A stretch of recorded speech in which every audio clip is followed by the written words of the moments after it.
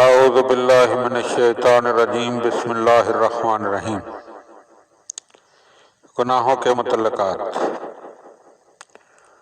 حضرت امیر المومنین علی بن ابی طالب علیہ السلام کا ارشاد گرامی ہے کہ گناہ تین طرح کے ہوتے ہیں۔ نمبر 1، بخش دیا جانے والا گناہ۔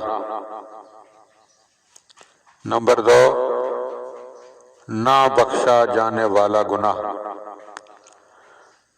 نمبر 3، وہ گناہ جس کی بخشش کی امید بھی ہو اور نا امیدی کا خوف بھی ہو۔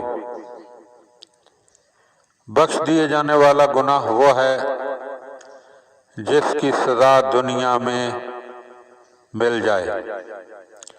نہ بخشے جانے والا گناہ لوگوں کے حقوق غصب کرنا اور ان پر ظلم کرنا۔ اور تیسرا گناہ جو آس و یاس کے درمیان لٹکائے رکھتا ہے وہ یہ ہے کہ جسے اللہ نے مخلوق سے پوشیدہ رکھا ہو اور گناہ گار کے شب و روز عالم خوف میں گزرتے ہوں کہ توبہ قبول ہو گئی یا نہیں ہوئی۔ بحوالہ تجلیات حکمت کلام امیر المومنین علیہ السلام۔